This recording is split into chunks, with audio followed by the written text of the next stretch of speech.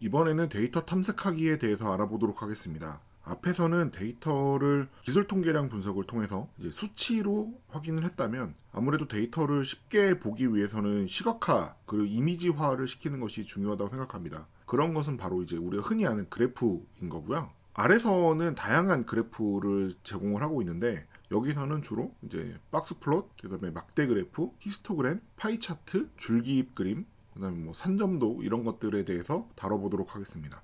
막대 그래프는 아무래도 우리가 가장 쉽게 알 수 있는 그래프 중에 하나인데요. 특정 변수에 대해서 값이 많고 적음을 막대의 길이로 표현하는 이제 그래프로 수량을 비교하기 위해서는 가장 편하게 사용할 수 있는 그래프 중에 하나입니다. 근데 이제 데이터 빈도 분석을 먼저 해야 이 빈도에 대해서 그래프를 그릴 수 있는데 이 빈도를 이제 주로 사용하는 것은 뭐 지금 여기 책에 나와 있는 frequency라는 함수를 주로 사용을 하든지 아니면 이 책 뒤편에 나오는 table이라는 함수를 자주 사용하는 편입니다. frequency 같은 경우는 describe라는 패키지에 포함되어 있기 때문에 먼저 패키지를 설치해야 되는 부분이고 table 같은 경우는 설치하지 않고도 바로 사용할 수 있습니다. 함수를 어떤 거를 사용하는지는 결과값을 보시고 비교를 해서 이제 비율이 필요할 때에는 프리퀀시를 쓰고 비율이 필요 없이 그냥 단순히 목록에 대해서만 빈도만 본다고 할 경우에는 테이블을 사용하는 것이 좀 더 이제 편할 수 있습니다. 실습을 진행해 보도록 하겠습니다.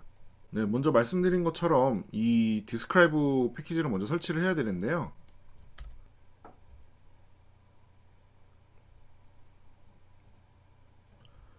설치가 됐으면 불러오고 그 다음에 엑셀 값을 가져오게 되겠죠.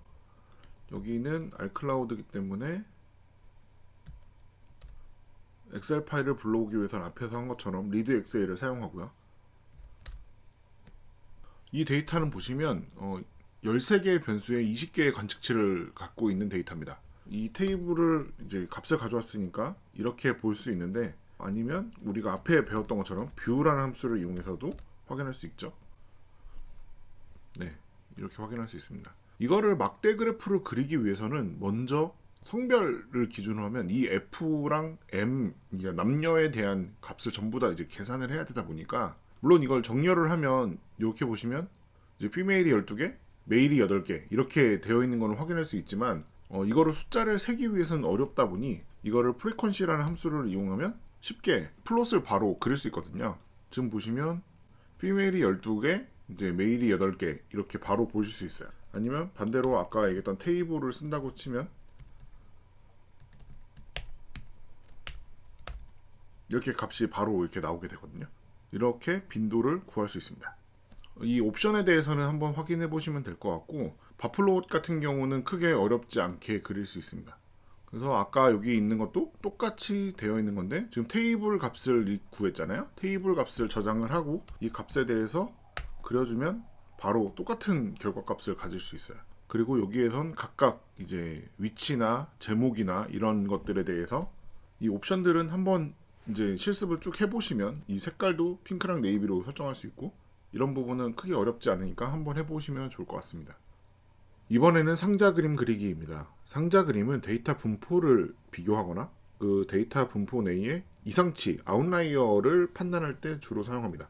여기 보면 이 데이터의 전체 최대값과 최소값, 그 다음에 이 최대 최소값을 벗어난 값들, 그 다음에 이 3분위와 1분위 사이에 있는 이런 값들, 그 다음에 중앙값을 포함해서 한 번에 일목요연하게 볼 수 있기 때문에 자주 사용되는 그래프입니다. 이 그래프는 실제로도 이제 이름처럼 박스 플롯이라는 함수로 이제 그리고 앞에 있는 바플롯처럼 변수명만 집어넣으면 볼 수 있습니다.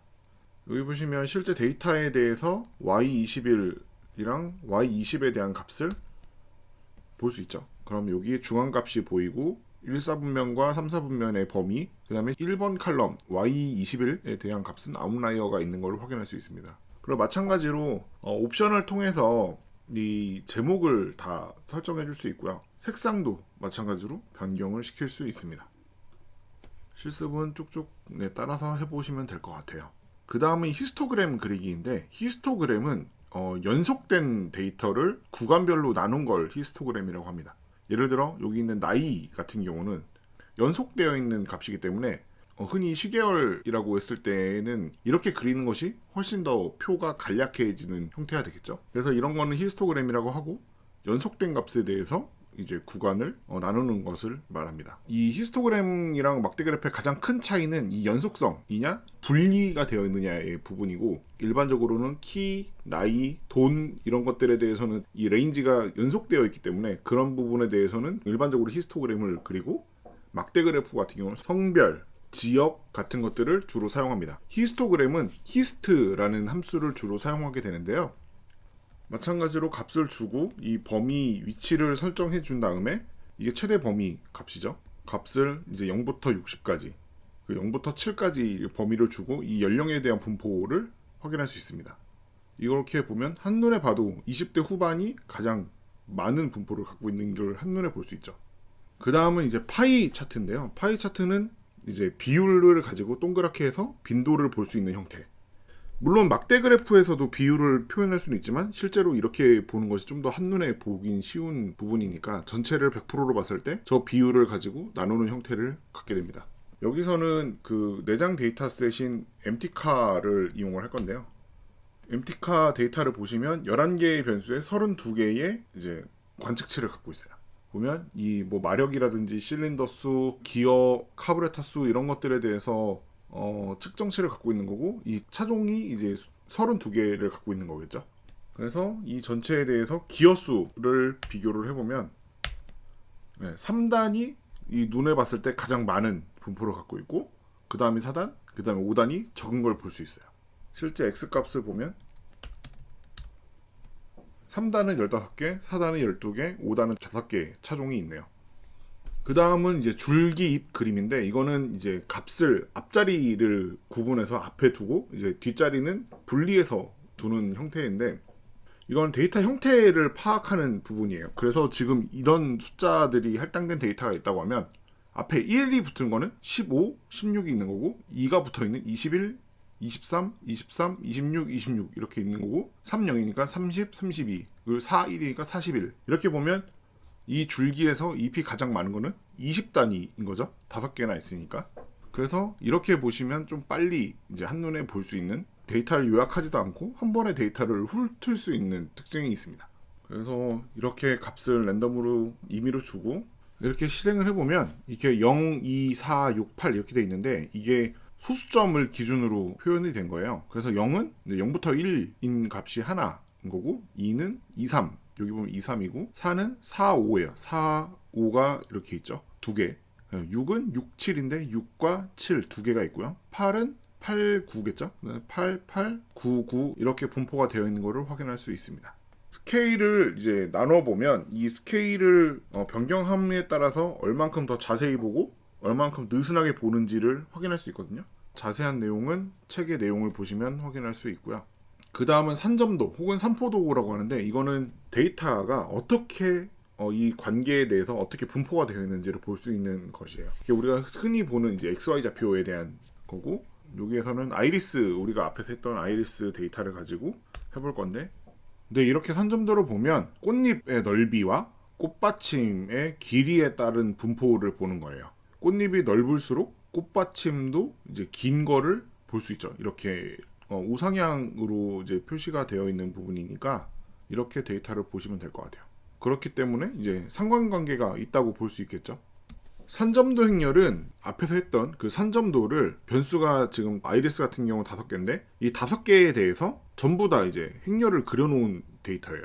그래서 한 번에 다 행렬을 볼 수 있다는 게 가장 큰 특징입니다. 그래서 보시면 이렇게 꽃받침의 길이와 이제 꽃받침 넓이, 그 다음에 꽃잎의 길이와 꽃잎의 넓이, 그 다음에 종류에 따라서 이렇게 구분이 되어 있다는 것을 한 번에 이제 정리가 돼서 보여주는 거거든요. 그래서 보시면 대부분 이렇게 얘네들은 우상향으로 되어 있죠. 꽃잎의 길이와 넓이를 봤을 때는 이 길이가 길수록 넓이도 넓은 거예요. 이런 형태로 되어 있고, 지금 꽃받침의 길이와 꽃잎의 길이도 보면 우상향으로 되어 있죠. 이런 것들을 지금 확인할 수 있어요. 이런 특징들을 한 번에 볼 수 있는 게 이제 산점도 행렬입니다. 그리고 내장 함수가 아닌 사이콜로지 패키지에 있는 이제 페어 패널 함수로도 그릴 수 있는데, 별도의 패키지를 사용하는 거니까 이제 패키지를 먼저 설치를 해야 되고, 그 다음에 기존에 있던 것보다 그래프가 추가돼서 좀 더 보기 쉽다는 거. 패키지를 먼저 설치하고요. 불러오고 차트를 보시면 이런 분포를 볼 수 있고, 좀 한눈에 보기 쉽게 가이드선도 있다 보니까 분석하기 좀 더 쉽겠죠. 근데 어떤 거를 쓸지는 사용자에 따라서, 분석가에 따라서 다른 거니까. 그리고 이 사이트를 소개시켜 드리려고 하는데, 이 사이트 같은 경우는 데이터를 어떻게 시각화하는지에 대해서 좀 도움을 줄 수 있는 사이트예요. 주소는 data2biz라는 사이트고요. 여기 보시면 숫자에 대해서는 이렇게 카테고라이제이션, 그다음에 이런 맵 형태나 이런 것들에 대해서 이제 다양한 그래프 모양을 탐색할 수 있는 부분이니까요. 확인해 보시면 좋을 것 같아요. 이거는 좀 많이 도움이 되는 부분이라서. 이제 숫자형 같은 경우도 되게 많은 종류가 있죠. 이런 다양한 그래프들이 어떤 게 있는지 잘 모르겠다라고 하시면 한번 훑어보시면 이런 차트도 있구나.